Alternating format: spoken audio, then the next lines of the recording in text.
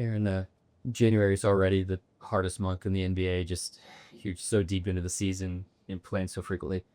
You guys having this every other day cadence. What's it like, just from a mental toughness standpoint, to be grinding it out and gearing up to try to get ready night after night?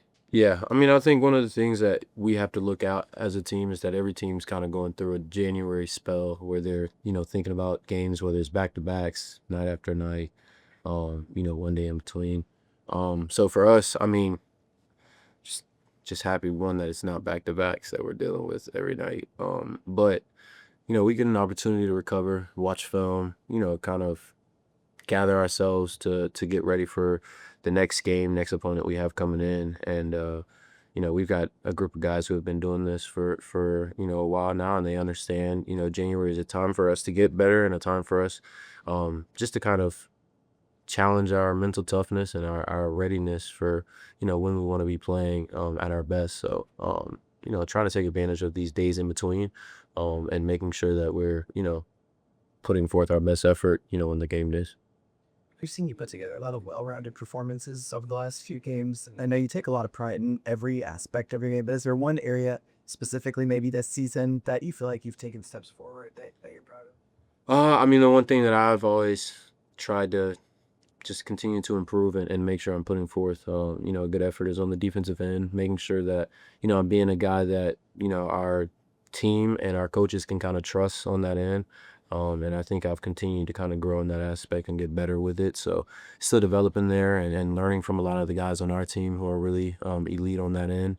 But I mean, that's the one thing that I'd say, this year I've been focused on. Was that just a matter of like reps and, having experience in the league, or was it like, working on your body, things like that? Yeah, I mean, it's a combination of both reps, understanding your body, and then, just kind of practicing different skills that can be applied on the defensive end, especially when it comes to like guarding the ball. There's so many different, unique talents out there in the world that we're playing against. So, just kind of a lot of film and a lot of just repetition.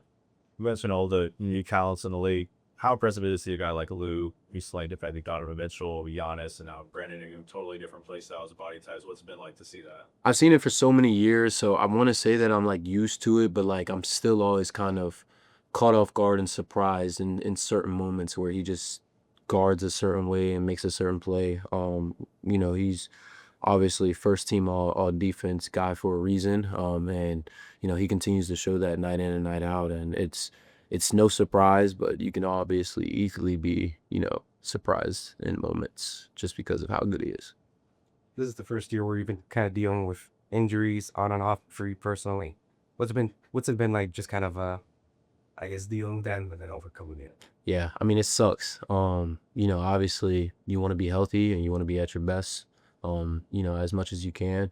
But like you said, this is my first year kind of dealing with it. So I'm grateful, one, to have made it this far and, not have to deal with injuries, especially of serious matter. And this season, it's been a small challenge, nothing I haven't, been able to overcome. And obviously, still being able to be on the court last night and, trying to just stay healthy this point forward. But, our team has a lot of injuries right now. So just kind of staying positive and plugging into the team is something that keeps us going. So, guys are encouraged and still taking care of their bodies and trying to make sure they're ready.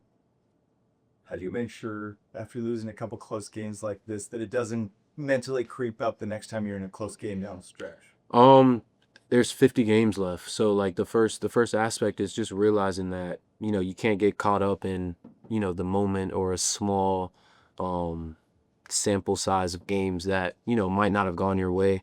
I mean, we're talking about 2 losses in a row, but we're 37 and 10 now. So in that aspect, just understanding that, we still have literally 40, 50 games left. So there's a lot of time that we have to get better. There's a lot of, opportunity for us to continue to grow and learn from, our losses and our wins.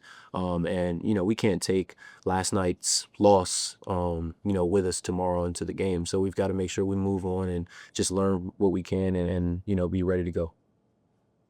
Over the history of the NBA, January's already been the toughest month. Now you kind of add NBA Cup, and it's even more contested. How are you guys navigating the every other day cadence during kind of was already a pretty rough slog of it in January? Well, it's tough for everybody. That's the first thing that you have to keep in perspective. Nobody gets the schedule at the beginning of the year and looks down and says, man, this is a light one. We only have 60 games this year, no back-to-backs. So everybody's schedule's tough. And, with the Cup, it condenses the schedule on both ends of it.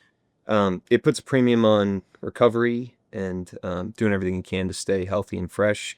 And then just attacking it as a challenge. Like I said many times, there's a lot of headwinds in the NBA: schedule, injuries, refereeing, shot variance, and everybody deals with it at different times and to various degrees.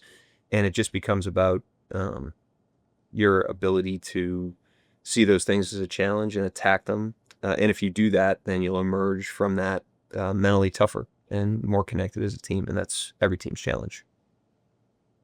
What do you make of the crowd that has pulled the last few games, obviously with the weather conditions and everything like that? Just how much does that go notice about you guys?